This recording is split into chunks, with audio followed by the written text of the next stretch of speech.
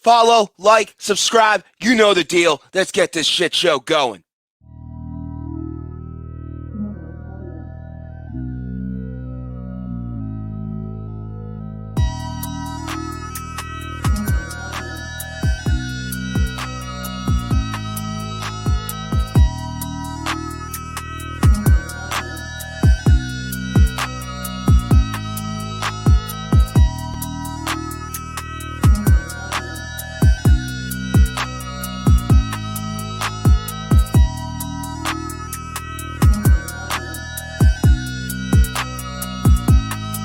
Disconnect between the head coach and the GM. Because and when you have Howie's vision. No, Howie's a freaking moron.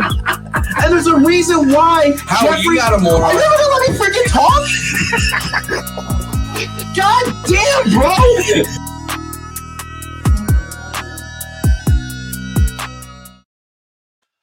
Welcome, ladies and gentlemen, to another episode of Birds, Beers, and BS here on the AAT Sports Network. Yes, sir. I am one of your co-hosts, Eagle Jeff Warner, alongside whoever the fuck this monstrosity is right here. My name is Geraldo Minshew, here to talk some Eagles. Let's go. Come on.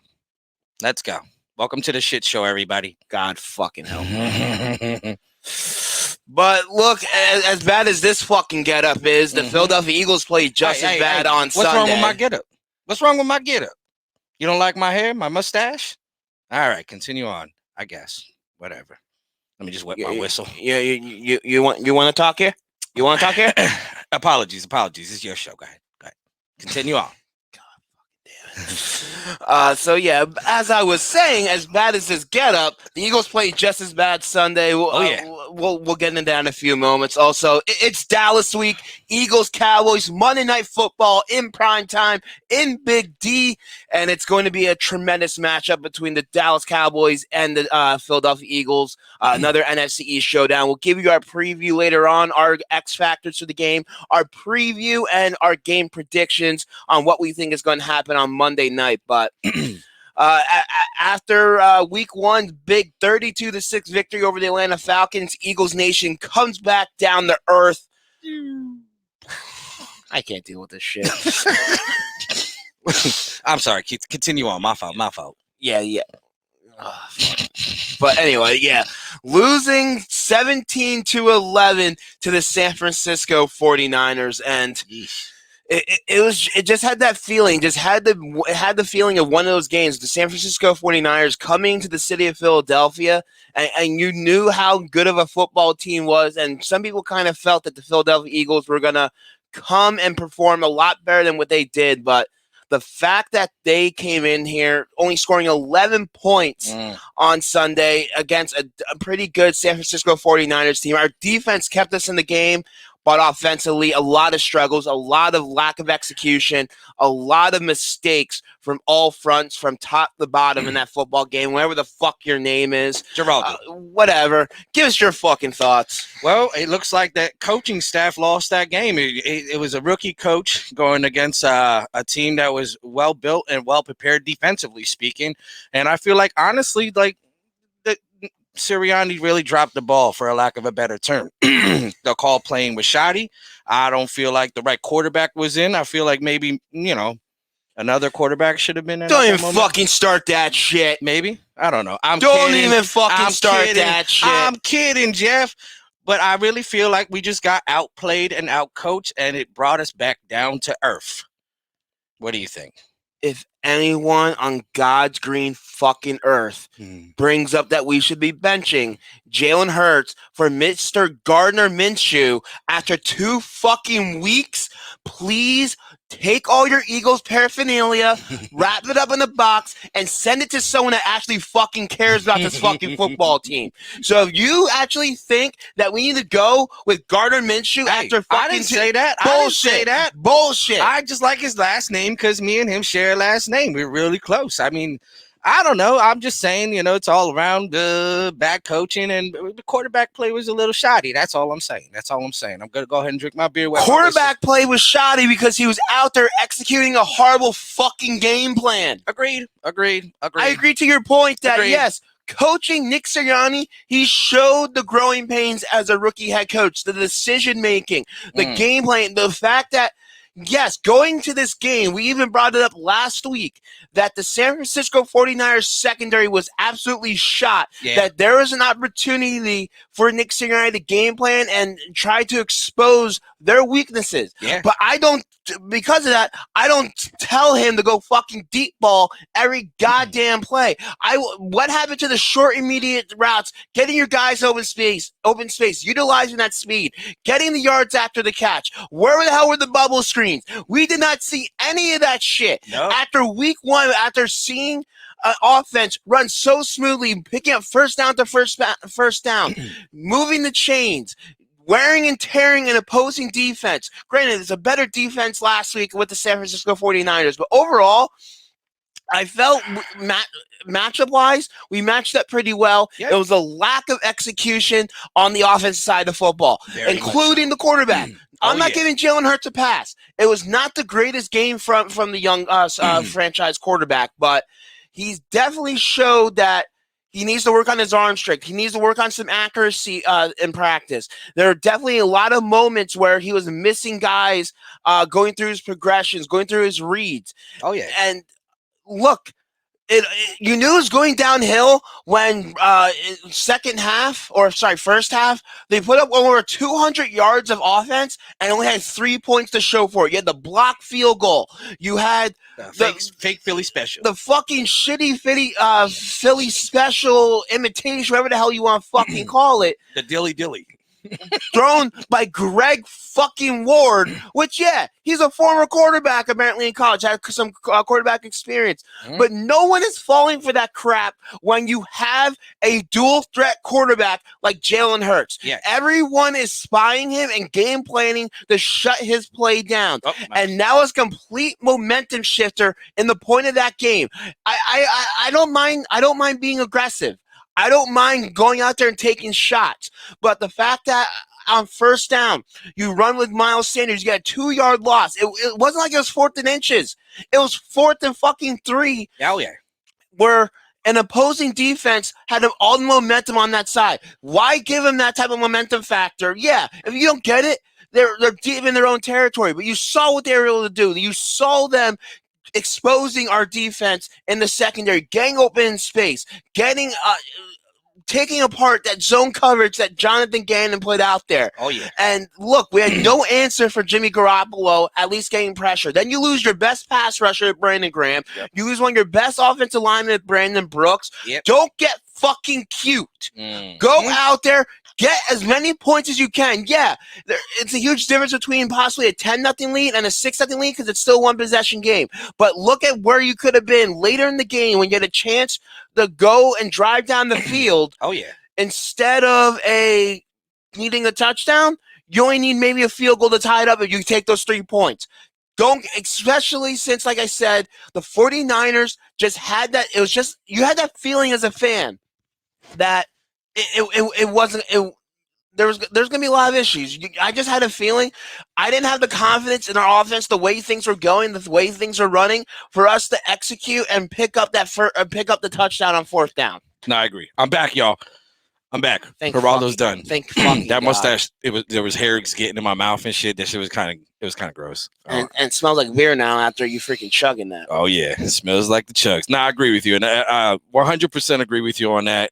He got too cute. I feel like he just tried to outsmart the defense when he should have just kept to the script. It was, and the thing is, the game they didn't blow us out. The defense held them to 17 points. And mind you, the defense was on the field so long that, I mean, eventually they're going to score on that defense. If that defense is out there that long, there's no way they're going to keep holding these guys back. And going for it on 4th down, they should have kicked the field goal. The fake Philly special play, which why? With the trick plays, they should have kept to the script. But I feel like it also exposed a little bit of the reasoning behind why they were hesitant to name Jalen Hurts QB1. There were some throws that were just like floaters. There were a couple. He made good decisions for the most part. You know what I mean? But that's the thing. Everyone knew with Jalen Hurts coming into this season, the one kryptonite to his game Yeah. was was deep ball accuracy. No Yeah. one's doubting his arm strength.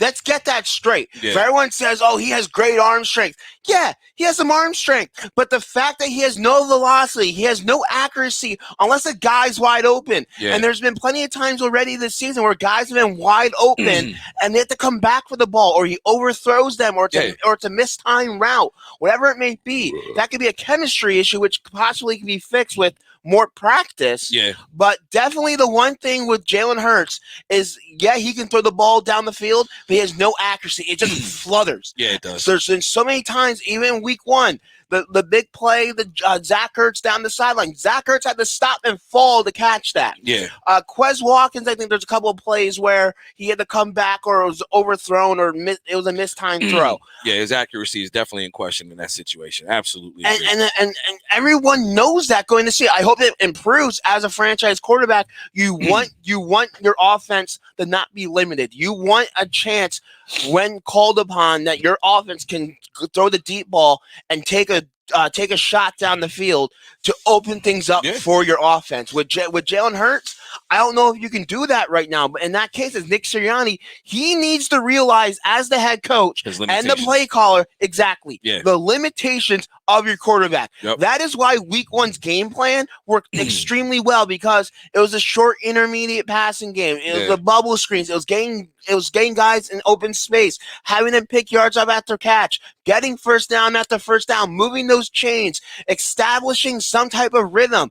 With this game on Sunday against the 49ers, there was none of that. No, I agree. I 100% agree. And it was a little vanilla. Like, it just looked, I don't know. It looked bland, boring, predictable, and bland. So, yeah, I think Nick Sirianni is like, if they hand out game balls for those that win, for those that lose, he would get the losing game ball.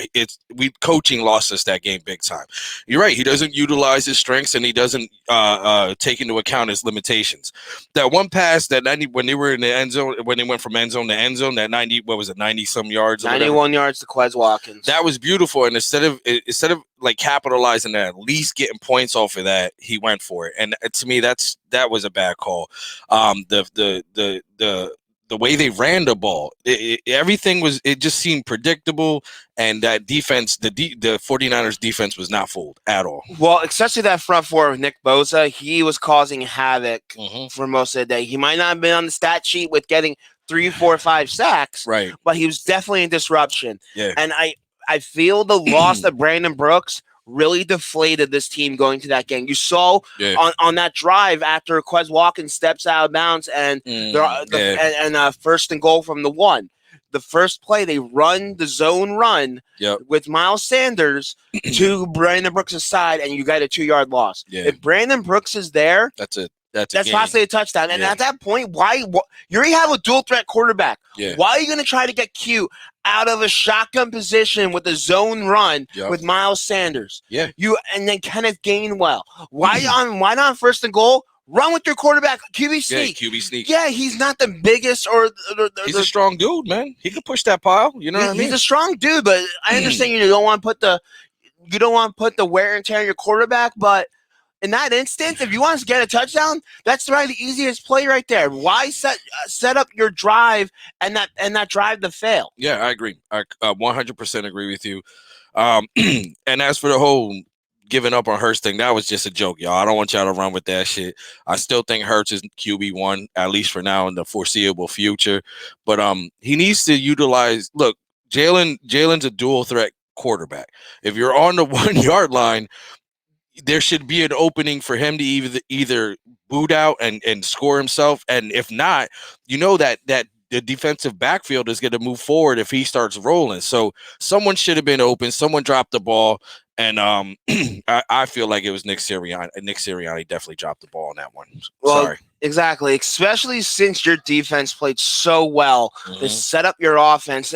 After a while, if any team in the NFL, your defense only gives up 17 points, Yeah, not bad. You should win that football game, Yeah. especially if you have a high-powered offense. And it's Yeah. going to be a tough task over the next 5 weeks for that crew when you have the Dallas Cowboys this coming week on Monday Night Football. You have the Kansas City Chiefs at home. Yep. You have the Carolina Panthers that are now 3-0. You have the Tampa Bay Buccaneers in there. So from an offensive standpoint, yeah, you're going up against a decent defense.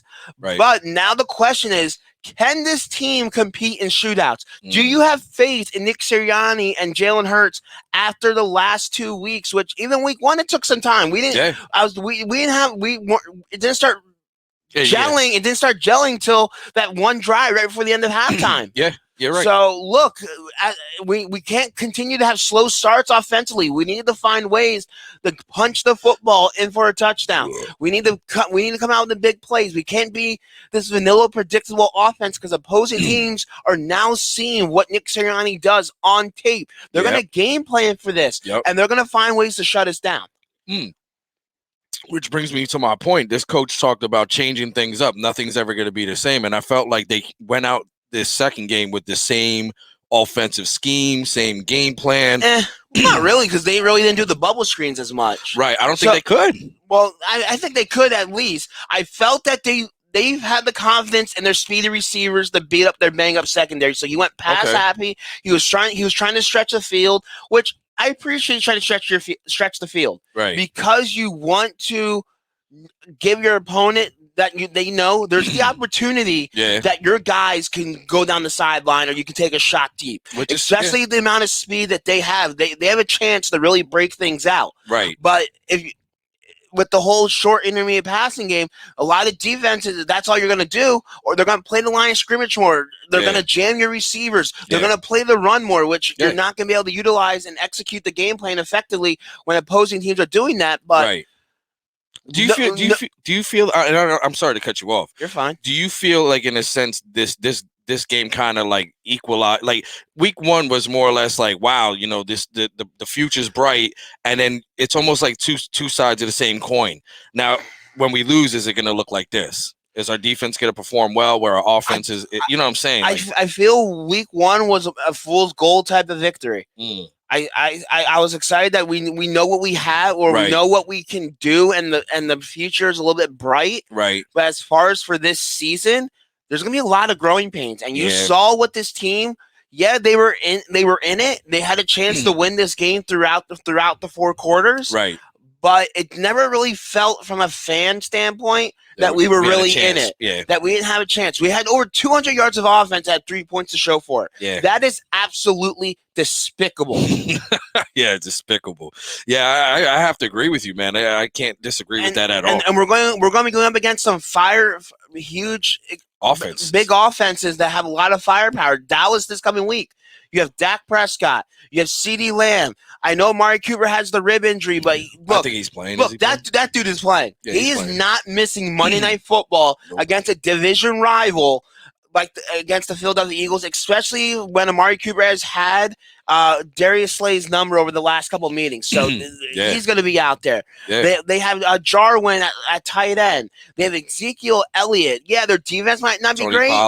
Tony Pollard out of that backfield. Yep. So, yeah, their defense might not be a stellar group, and yeah, they might get up some yards, but they're an opportunistic defense. The last 2 weeks, they have done something the Philadelphia Eagles defense has not done, and that has caused turnovers. That has taken the football away from opposing offenses to set up your offense with short fields or stopping long, big drives. That's something this defense has not done, and it's only going to get tougher this week against the Dallas Cowboys. Yeah, I agree. Aren't they number 1 in turnovers, the Dallas Cowboy defense? They might be after last week. I think they are. Correct me if I'm wrong. Well, it might be turnover differential.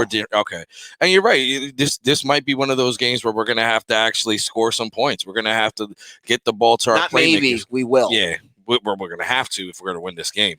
But that's the lack of distributing the ball to your playmakers again. Let them get the yak kind of thing. I didn't see many passes through the middle of the field last game, if I'm not mistaken. Well, the 49ers, they did a decent job taking away the tight end position. Down. Yeah. Which is something the Eagles are going to need to do this coming week. Yeah, Zach Ertz is on the COVID list. Yeah. But he still has a chance to play. Oh, okay. The reasonings. He has the COVID vaccine. And I believe if he has a negative test by Saturday or something along those lines, he'll he's be able to able get to on the play. field. I will see what the injury report is at this moment. Yeah. So yeah, I mean the lack of the middle of the field really hindered us. It was look, man, we got the team got out coached. The players got outplayed. The defense, I mean, they did a stellar job. You can't expect them to stay on the field that long and hold people down like that. So I attribute that loss to Nick Sirianni's growing pains. Not his growing pains, but growing pains. I attribute it to a young quarterback trying to play the system and I look, man. This is expected. We said this before the season even started. You're gonna have games like this, so hopefully the team can learn from this, go back, and hopefully mold themselves into the team they need to be for the next team. And with the Dallas Cowboys, we really need to score some points, and that's big and that's key. But the Eagles definitely dropped the ball last week. This was a game that this week might be considered a must-win week in week 3. Right. But last week, they had the opportunity to separate themselves from the rest of the division. The New York Giants, we knew going to last week's show that the Washington football team got the first win of the season, dropping the Giants to 0-2. Right. We didn't know what was going to happen with Dallas. Right. Dallas had a chance to go 0-2 against a pretty decent Los Angeles Chargers team, Yeah. and they came out and performed. Now going 1-1, there's a 3-way tie. So going to this week, it's very pivotal, especially with the schedule that Philadelphia Eagles have. But our non-divisional opponents, Right. they're not easy. No. You have No, they're not. like I brought before, the Kansas City Chiefs, Yeah. the Tampa Bay Buccaneers, the Carolina Panthers, Yeah. the New Orleans Saints, which, yeah, they got dropped back down to earth last week, but they're still a decent football team with Yeah. Alvin Kamara and Jameis Winston and Sean Payton. You have the San Diego, or not San Diego, the Los Angeles Chargers with Justin Herbert. You have the Las Vegas Raiders who are 2-0, have a chance to go 3-0 this coming week. So look, you have a lot of very pivotal matchups, not very favorable matchups for your football team. All good teams too. Yeah, all good teams. Some of them on the road in tough environments. Yeah. Denver might not be a good football team, but you have to go on the road in Mile High. Yeah. On the road in Detroit. So there's not very many easy games on the schedule. So you need to finish business within your own division. You need to handle your own game. Finish your own business. Yeah, finish your own business. And you need to come out on top against the divisional opponents, especially. We considered going to this division not being that great, which is still yet to be seen. Right. The Dallas Cowboys, they're a field goal away from being 2-0 at this point in the season. I agree. I totally agree. And they're not a bad team. The Dallas Cowboys are not a bad team. They are not a bad team at all. The one thing that you said that all these winning teams that we're about to play, they all have coaches that have been in the NFL for years. That these are good coaches. The team could only go as far as Nick Sirianni is going to let them go. So honestly, he needs to take a long, hard look as to where he needs to go with this team. And look, man, I'm gonna be honest with you. Like, I wasn't totally discouraged last week, and everyone that knocks him has every right in the world to knock him because they just didn't show up for work. You know what I'm saying? Rent's due, and it's been like 2 days already. Jalen Hurts. We're gonna start tacking on extra fees and stuff. But it was a winnable game. You held the San Francisco 49ers to 17 points, and you guys did nothing to win this game. Like, the offense literally just stalled out. The defense, I'll give the defense at least a B-, C+. But the offense honestly really laid an egg, and Nick Sirianni, fuck you. You lost that game. And things don't get easier this week, especially along the injury front. Yeah, we brought Zach Ertz possibly missing this game due to being exposed to COVID. But there was a big injury today in Friday's practice for the Philadelphia Eagles, as Jordan Mailata, their starting left tackle, had a reported knee injury, and he might miss practice tomorrow, and he possibly could miss Monday's game. His status for Monday's game is currently up in the air. So we could see the start of Andre Dillard, which thank goodness, thank goodness that they Didn't trade him. no, not, that DeMarcus Lawrence is out for this week's Oh, game that's due right. to Lawrence injury. is out. Lawrence is out. But Woo. hey, who knows what's gonna happen? He might have to go up against Micah Parsons. I would blitz Micah Parsons all day long. he's the starting defensive end right now. Oh, yeah, okay. The Dallas Cowboys are so banged up along their defensive front four, they had to convert their first-round linebacker, Micah Parsons, to fucking defensive end. Oh, that okay. Listen, At least so DeMarcus Lawrence comes back and some of the injuries come back. Yeah. So listen, he's still a dangerous person. Oh, to and deal with. that's what I'm saying. And going up against Andre Dillard, he's gonna have a fucking field day. Well, you know what? This could be this. Look, everyone's been questioning Dillard. This is the game that either solidifies him as a worth it pick or a bust. Like, that's if he starts. Like I said, right. Mailata's status is still up in the air. We won't know the official injury report until Saturday afternoon after practice. The Eagles give their official injury status for Monday's game. Okay. So the only reason we don't have it now is because everything gets pushed to delayed because of it being a Monday. Well, night the good news game. is if they're gonna address it then and they're seeing how it feels, it obviously isn't like a no. serious It's not a injury. season-ending injury. It's not gonna be like Brandon Brooks, who's gonna be out possibly like 6 to 8 weeks. You know what? I'm so fucking done with Brandon Brooks. He's really good.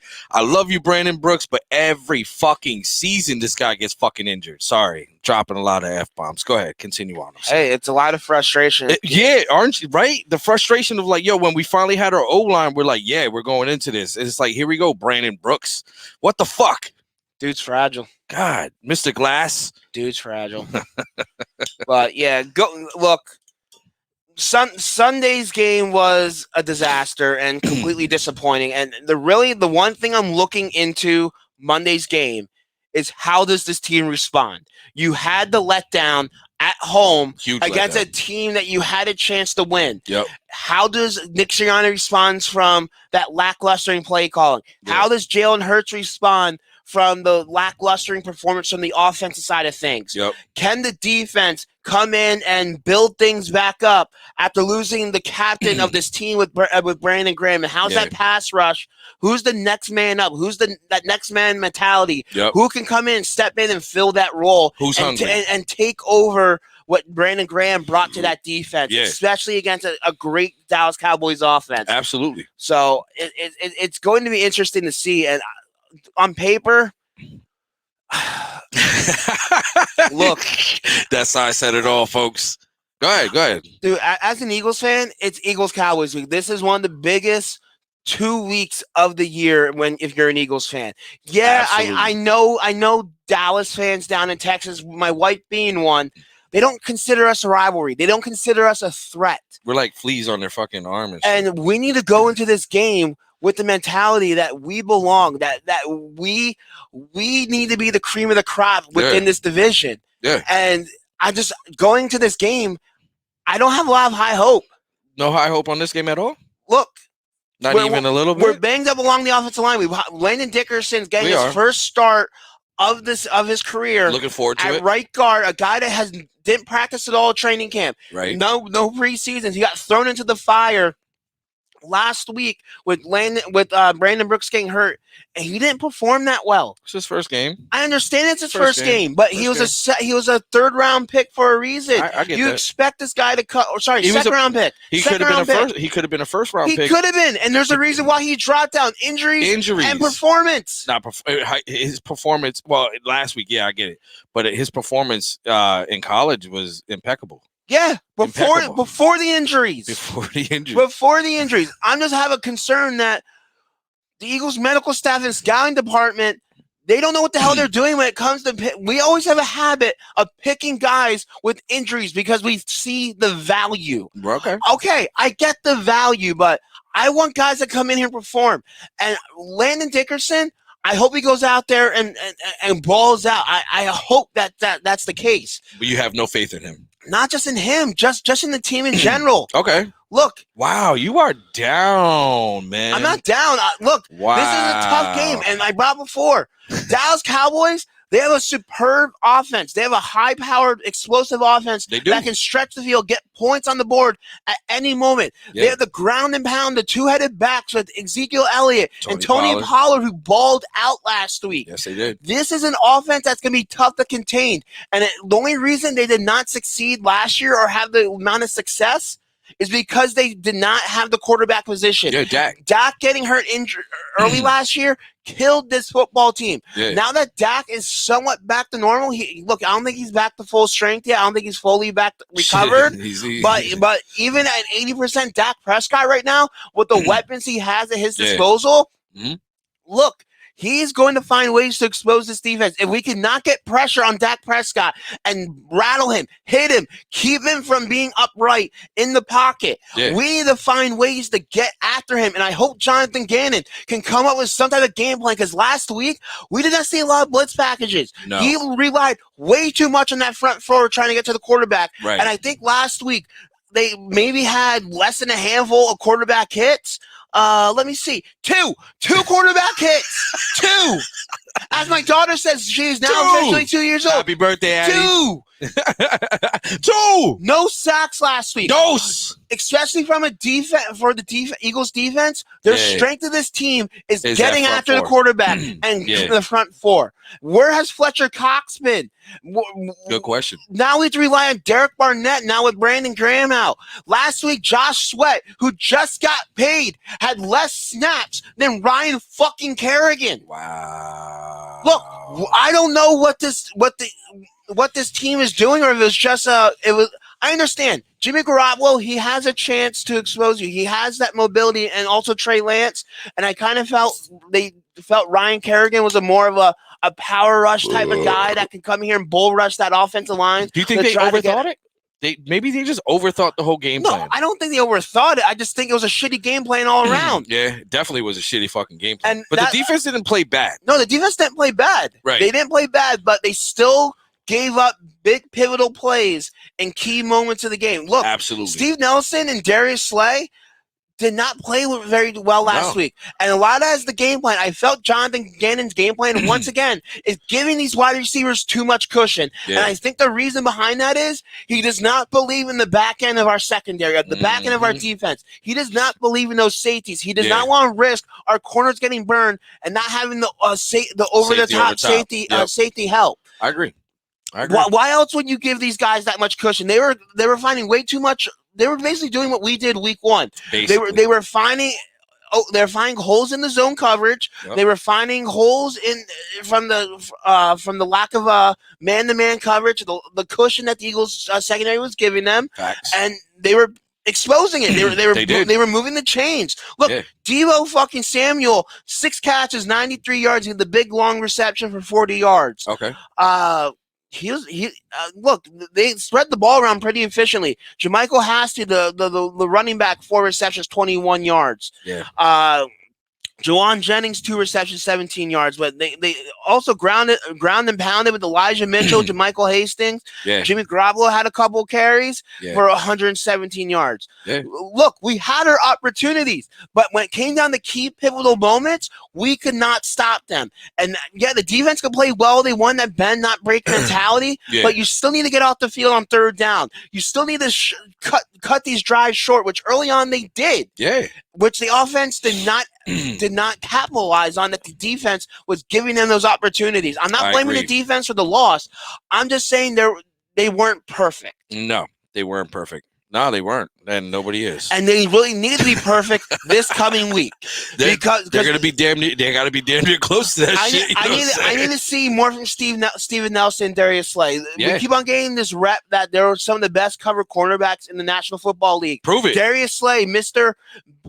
Shutdown Corner. Big play. We aren't seeing that. We ain't seeing that shit, Slay. What the fuck? You know what? You're hitting the nail right on the head.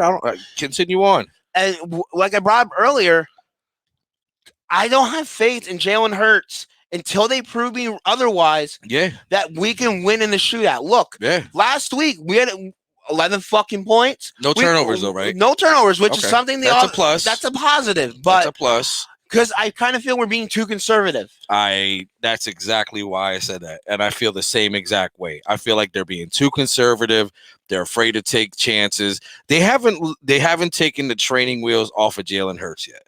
I feel like the coaching staff is holding him back. Maybe they don't want to either they don't want to expose him to becoming a failure, or they're just holding him back until look, it's a new team, new coach, new game plan, new playbook. So I do feel like you're right. They're being a little too conservative. They need to let these guys go out there and honestly, what do you have to lose now? Let's go. Let's just ball. Come on. Nick Sirianni.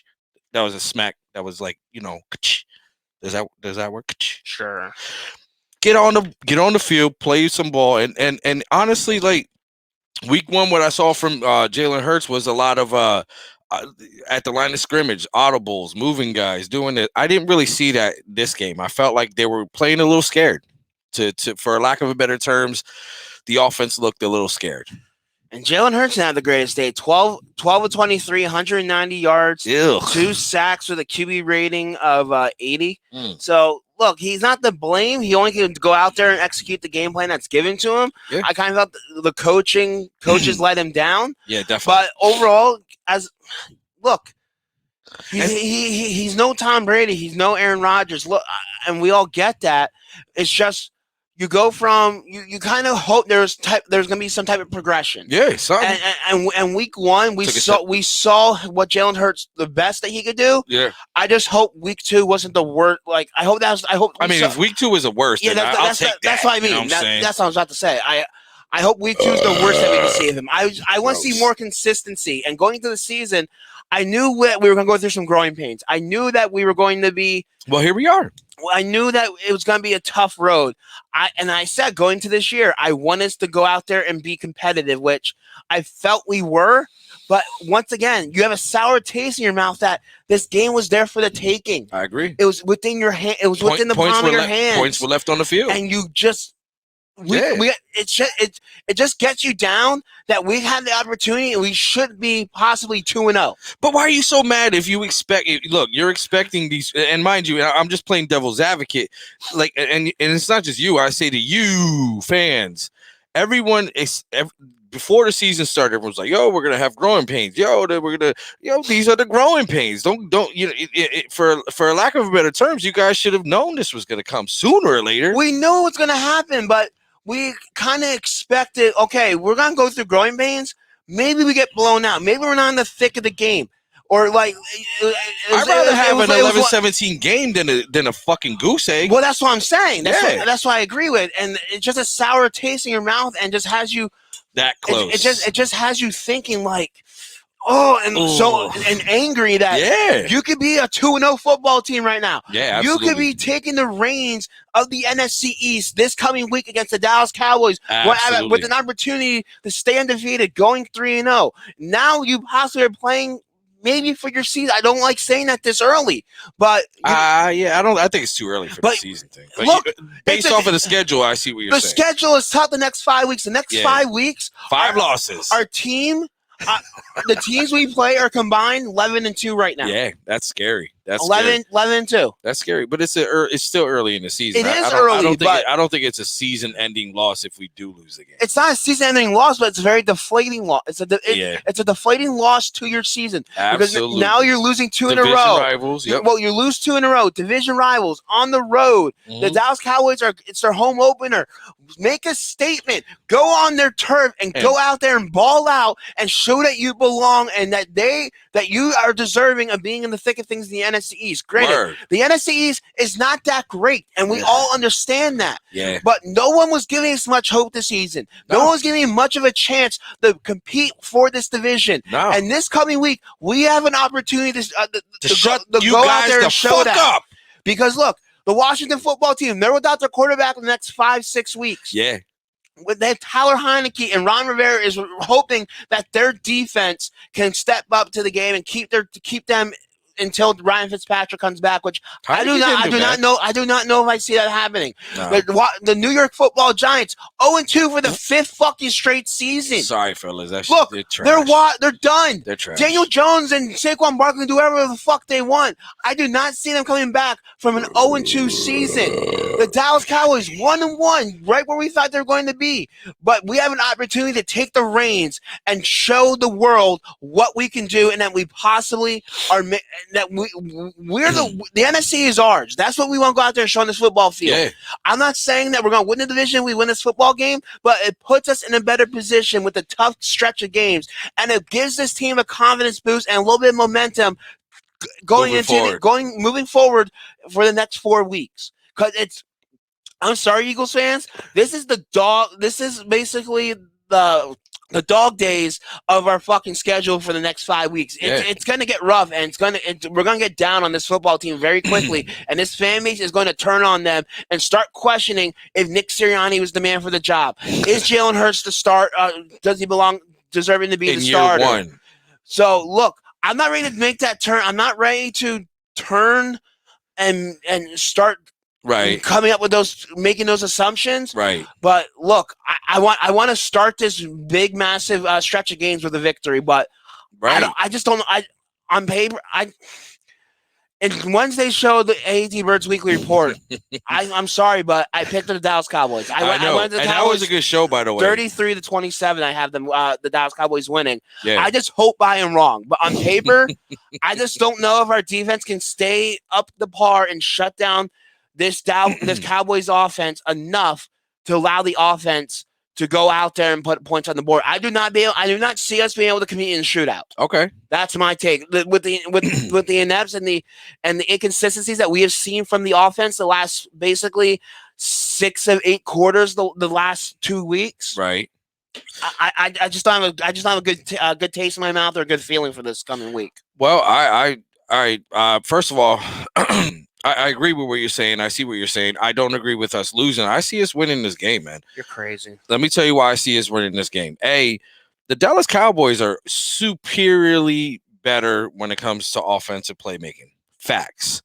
Coaching, I really, honestly, I don't think, what does McCarthy really do? You know what I'm saying? Nothing. So I think this Dallas Cowboys team at home playing a dismal Philadelphia Eagles team is looking past us. They're looking past us. And I think, honest to God, I think Nick Sirianni, hopefully, I'm hoping I might eat my words next week. I think Nick Sirianni is going to go in there. You know, he just got his ass kicked. You know what I'm saying? I think he goes back to the drawing board, and I think hopefully he learns from that. And I think the Eagles come out, and I think we win this game, man. I think we win this game, and I don't think it's going to be a high-scoring game at all. I think our defense is going to do well. Our offense is limited, so we're not going to blow them. I don't think it's going to be a shootout. I think it's going to be probably like 21-17 kind of score, but I think the Philadelphia Eagles will beat them boys this week. I might be wrong, but I just have a good feeling about this. I really think they're going to go back to the drawing board. They're going to find out what worked and what worked for who, and I think we're going to win this game. We win the battle, but we don't win the war. Because in my season, I have us winning one, losing one, and I think this is the one we win. And I think when it really matters later on in the season, that's the one we lose. I hope you're right, but we have to seem, this fan base seems to forget we were a 4-win football team last year. Yeah, so all we got to get is like 4 more wins, and we're better than we were last year. We have not beaten the Dallas Cowboys in Texas Stadium since 2017 when Mr. Carson Wentz was our quarterback. Who? Exactly. Who? Exactly. Mr. Glass? That motherfucker's fragile as shit. He's a tough dude. Don't get me wrong. Look, I talk a lot of shit on Carson Wentz. The guy's heart is rock solid. The guy wants to look. He's a fighter, but man, he's made of glass. That guy. It's like every week. Every week is something new with that guy. In a walking boot once again. Sorry, Eagles fans. Carson Wentz screws us over again. Yep. And we are not probably getting a first-round fucking pick for Carson Wentz when it's all said and done. I don't know, though. He said he was going to be practicing on Friday, today, right? I think from what I read, he didn't do it? Well, I say from what I read, there's not much hope that he's playing on Sunday. I don't know. That's not what Carson thinks, man. Fuck Carson. That's fuck Carson. You know what? You might be able to actually beat Carson too. All you gotta do is like push him over a rock or something, fucking break his collarbone. Fucking probably. So yeah, so you're going with the official prediction for Monday's game, 21-17 Eagles. Official prediction: them boys get beat by the Birds Monday night. Lock it in. I called it. And if it comes out to that, you guys can hail me as the smartest person ever in the whole world. If they lose, I was just bullshitting and I'm drunk. So fuck you guys. Yeah, you're already about to be 5 beers in. 4. Well, no, you just started. No. One of these is from last week. I picked it up. Okay. He's 4 beers in. That's what fuck you. Stop judging me. That's what we start doing. I picked it off the floor to be a nice guy. Now I'm a fucking alcoholic. We have to have some kind of counter here. We should. Yeah, every time you take a beer. Yeah, exactly. That's but being it has the Eagles winning, I'm not as much. I'm not that optimistic. I do have the Eagles losing this football game Monday night against the Dallas Cowboys, 33-27. Unfortunately, I look until Jalen Hurts and this offense can prove to me that they compete in shootouts and that they can consistently move up and down the football field and put the ball in the end zone. I don't see us going. I don't see much hope on Sunday unless for some reason our defense comes up with some type of big turnover, a defensive touchdown, or I think this is the game. I think this is the game that the defense will get those turnovers. Because mind you, last week there was potential turnovers that were just dropped. Well, there's a reason right between the arms. Well, there's a reason why these guys play defense. But unless Jonathan Gannon has a better game plan and dials up some blitz and finds some ways to rattle Dak Prescott, I agree.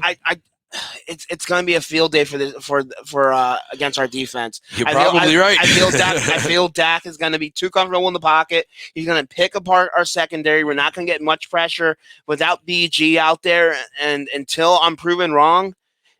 This might be a breakout game for guys like Sweat. You know what I'm saying? The thing is, you just got paid, Sweat.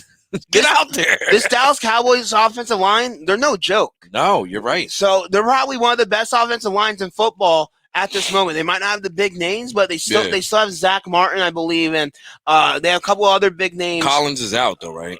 Laurel Collins is out, but look, the past 2 weeks they've been able to go out there and perform and play to a high level, and they've been able to play well against some decent defenses. So our defense is gonna have their hands. They're gonna have their hands full. Yeah. They're gonna have to go out there and play the top of their game and go out there and find ways of causing some disruption, and it's gonna come down to who wants it more. Yeah, I know that's an old cliche, but hungry dogs run faster. And pew pew pew. Fuck you, Dallas. I hate Dallas. Fuck you, Dallas. But look, it's going to be a long day. It's going to be a rough show next week, and it's going to be a rough week in my household. Listen, to my wife gloat all fucking week. Oh, that's right, Jenna. This is your week.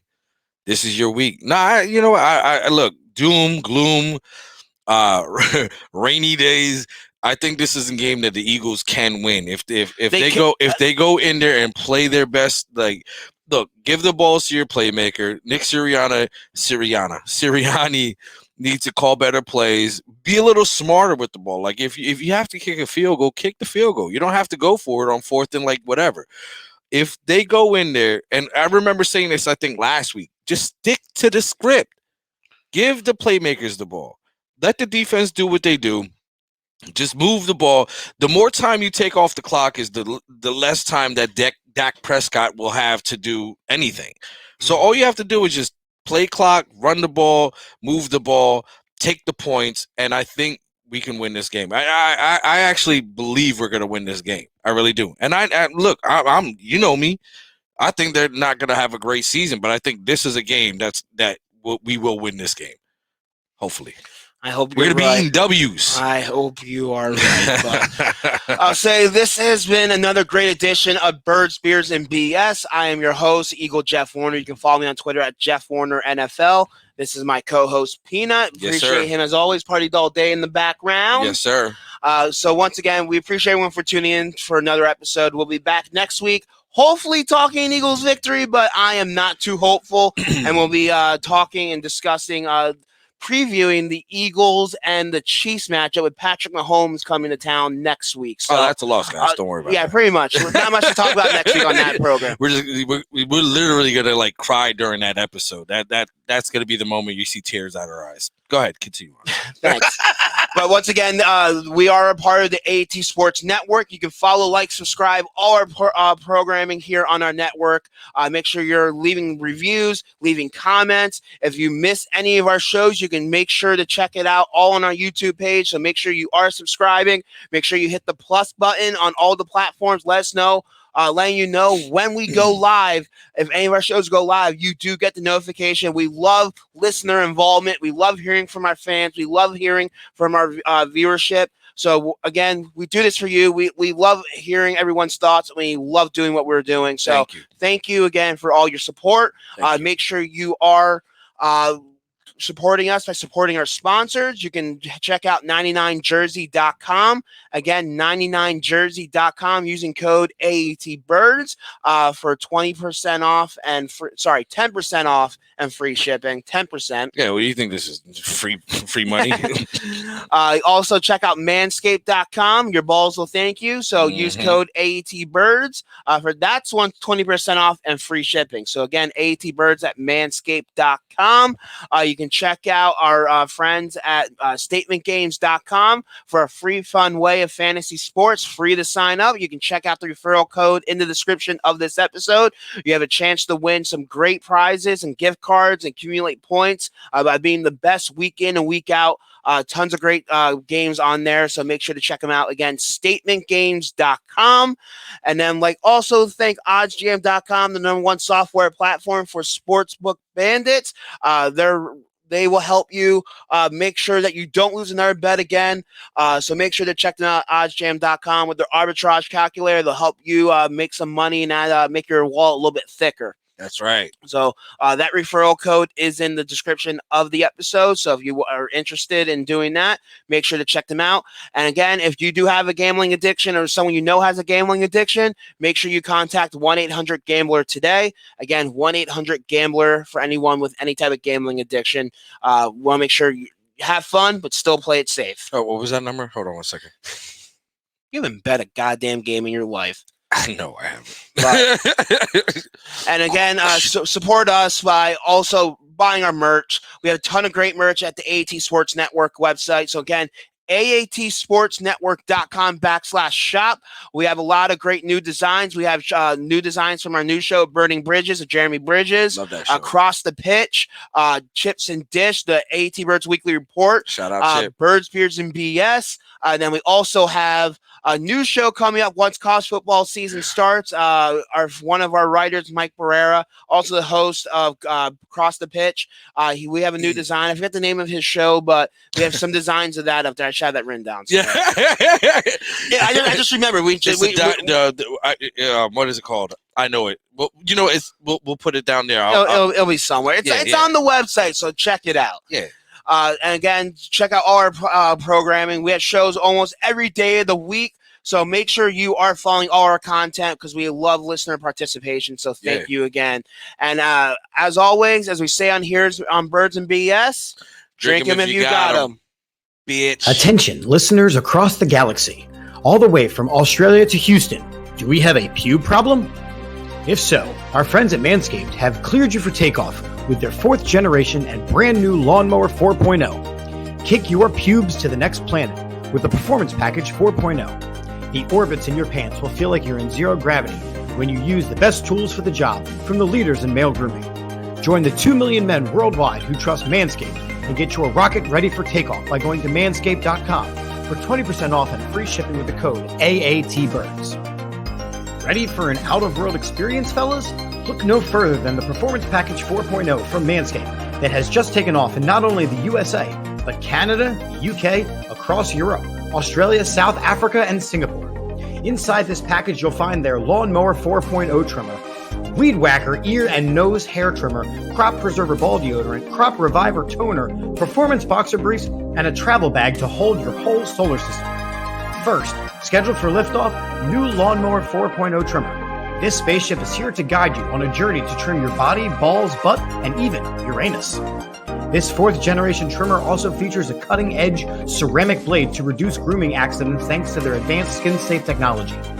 The Lawnmower 4.0 has a 7,000 RPM motor, a new multifunction on-off switch, can engage a travel lock, and is even waterproof. The Lawnmower 4.0 also has a 4000K LED spotlight you can turn on and off when needed for a more precise shave throughout your travels across the universe. The Performance Package 4.0 also includes the Weed Whacker. It's like having a little astronaut to chop your worst weeds up top in your nose and ear. The Weed Whacker is also waterproof and uses a 9,000 RPM motor-powered 360-degree rotary dual-blade system. This nose and ear hair trimmer provides proprietary skin-safe technology, which helps prevent nicks, snags, and tugs in those delicate holes. Don't forget to use Crop Preserver Ball Deodorant and their Crop Reviver to help your little planets be on their A-game while feeling the sun's heat. Manscaped even threw in 2 free gifts to their Performance Package 4.0, the Manscaped Boxers and the Shed Travel Bag. Abort hairy balls and Buzz Lightyear that Woody with Manscaped. Get 20% off and free shipping with the code AATBirds at manscaped.com. That's 20% off and free shipping with the code AATBirds at manscaped.com. For a clean trinity and beyond, your Spaceballs will thank you.